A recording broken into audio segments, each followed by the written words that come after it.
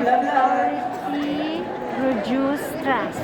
Second, you need to look healthy. Look again, which means we need to manage our clothing so that we will look healthy. We choose clothes that will not emphasize what we don't want to emphasize. And what's the reason for that perception? What's the reason for that perception? Oh, ibubulong ko sa inyo. Okay. Ang arte ko ba? Nagko-coffee shop, ang mga client nyo, hinihintay kang dumating. Coffee. Sino ba ito i-meet mo? Okay siya. Malaking kumpanya, AIA Philippines. Sige. Ang tagal. Diba? Late na, doon pa lang, hindi na authoritative.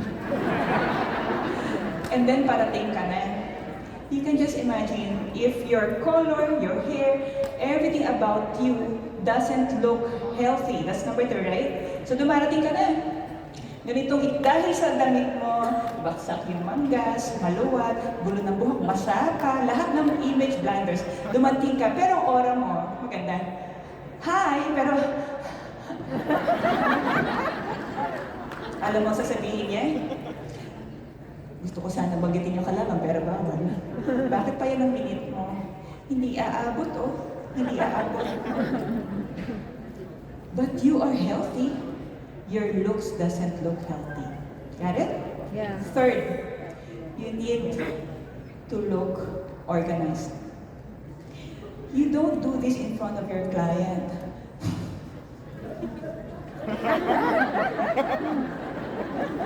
If you are not organized in small things, you are communicating a big message that you are not organized in big things. If you're not organized with your bag, asa na susi? Hindi ko makita ang susi.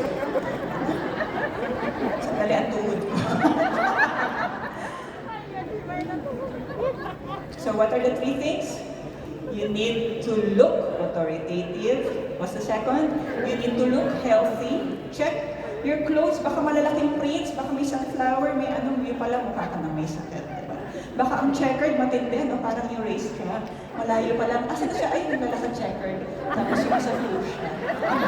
And you need to look organized in everything. Alright?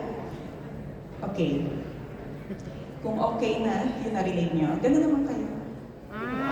Okay, so tapos na. Alright, so these are non-negotiable for me. The list can be long and long, but for me, non-negotiable. If you can finish a project, if you can finish a household chore, if you can, miss sleep because you want to finish series in a Netflix, why not make yourself a project? Prioritize. Madali lang. Discover the colors for you. Wear according to your body shape. Gaya ka ng gaya sa mannequin, hindi nga yun ang shape mo, di ba? Alright? What else? Make sure that you wear industry style, which I will share you later. Baka mawindang kayo, shucks, yun pala ang style dapat ng financial insurance. What else? Practice good grooming.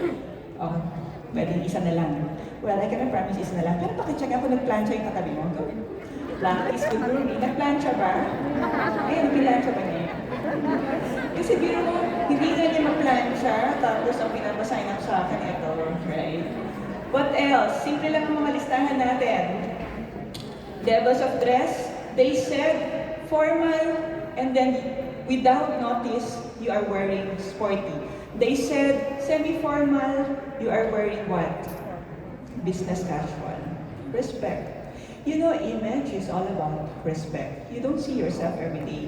Pero pag-isip mo, sino unang tinatakot mo? Hindi naman. Let's change the word. Oops, okay. Pag-isip mo, sino unang mo ini-inspire?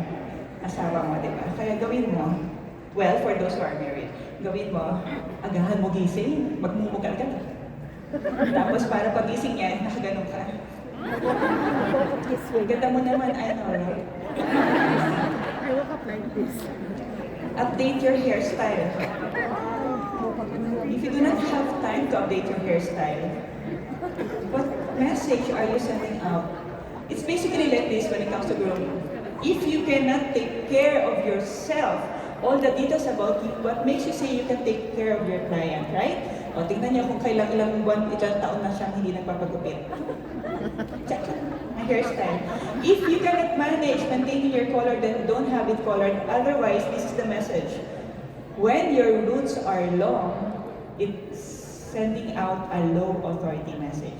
Okay? Alright? Yun yan. Self-management projects authority. It projects health and being organized. Okay. Yan. There are, sayang, I wanted to show sana yung picture ko with Alice Parsons, my mentor, the author of this Universal Style. Alice Parsons said that each industry represents a style. So when I discovered it, I changed all my wardrobe that is not aligned to my industry. I am corporate image consultant by profession. And that brings me to elegant / tumatawid siya, dramatic. So anything about floral, mga waves, that is romantic, that is not for my industry, I remove it. You know, being intentional with the message you send out will help increase your authority because they will say, yeah, the reason why I can connect with you is because you are wearing the style for the industry of insurance. Okay, we have creative for the IT, we have romantic for the healthcare and mga teachers, mga coaches, and the likes, and elegant for the statesman, and your industry is traditional. Lines. So, hindi yung may mga ganun-ganun. May mga ganun-ganun. Malalaki sunflower. Lines. Alright? At least you know it. So, you do not anymore grab all those on buy one, take one, mga share. Meron ka na ganitong comment. It's not my personal style. Alright? Please know that. It's traditional. Learn to communicate. That's why this is what happens when a banker or insurance agent or real estate, which are all traditional style, goes to an outfit, or we call it the media. When you go there, titingin sila, bankero ka, real estate agent ka. Pag sila namang mga alluring, creative, pumunta sa bangko, artista ka. So anong naririnig mo? What do you hear whenever you go to a place? May party. Please communicate your industry. Same as for the guys. We were traditional. And by the way, when you search that, we will see different examples in the web. And if you cannot find one, contact me. If you cannot find one, just remember lines. It deals with lines, classic. Okay? Even your accessories, your shoes, bags, needs to project or reflect traditional style. Okay, there's this study that aside from our visual impact, we also communicate the non-verbal, which are louder than words. That is only 7%. So it includes your posture. Do not step on one foot while waiting, while talking to your client. Gumanyan ka pa. In reality, that's not good. One leg is carrying your weight. But did you notice my height lessened? And when you want to look authoritative, you need to look taller, right? So step on both feet. When you're doing a lot of computer driving, make sure to reset like that. Okay? Pag hindi kinaya, may problema yung flexibility mo. And then your head should be aligned to your shoulders. And when you walk, sandali, hindi naman pala beauty queen.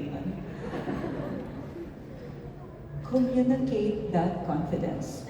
When you enter the room, you are already sending the message that you are the right person whom they should sign up. Okay? We're good? So mamaya, paglabas niyo ng SMS mo, di ba? Andiyan yung grab ko.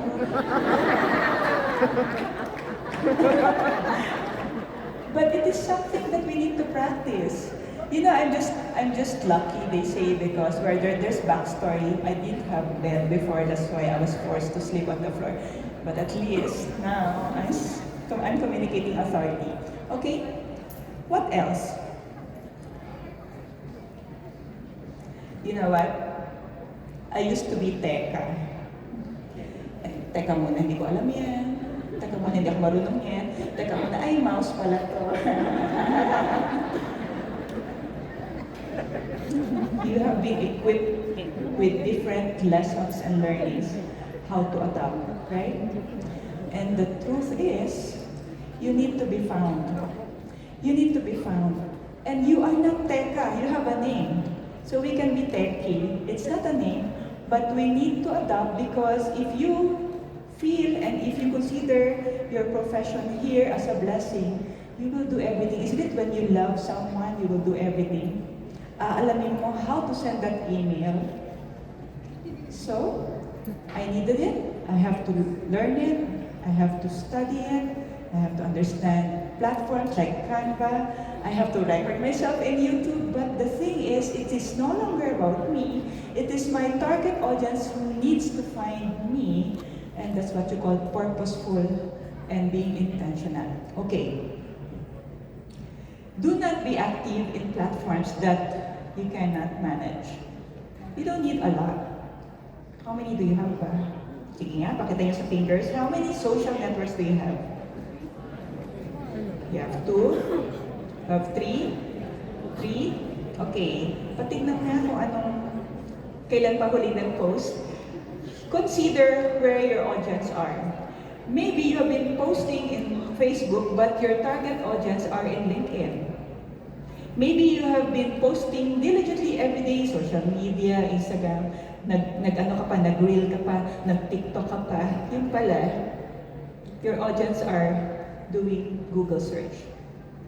So make sure that your digital assets are optimized. Here, this is just a suggested post. We plan it, even me, I plan it. But only 30% is about me.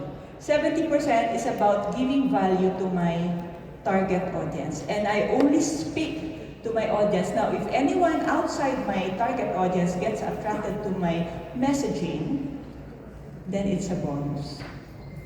So when I found out that even if I do a lot of graphics and everyday posting in social media, people still wanted to Google.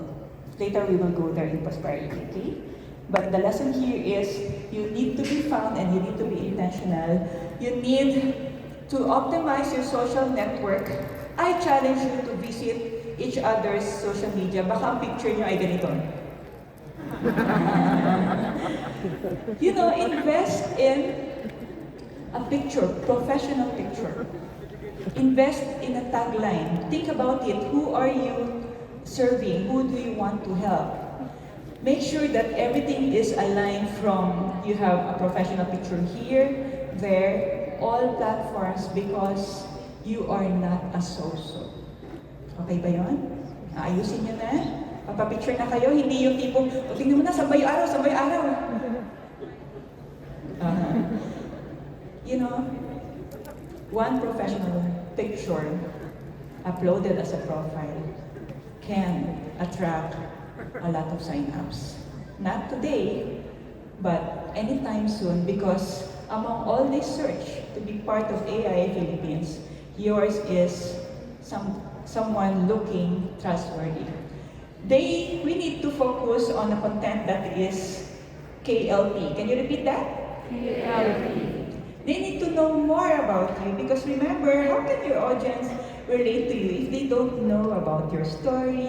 They need to learn more about you, your skills, put some social proofs, interview, you can do a simple, you don't need an edited one, simple candid, hey, I'm here with my friend, she actually got a retirement plan, why is it important for you to get, so they can relate both to your story and to the story of your client. And then the T, there's no formula.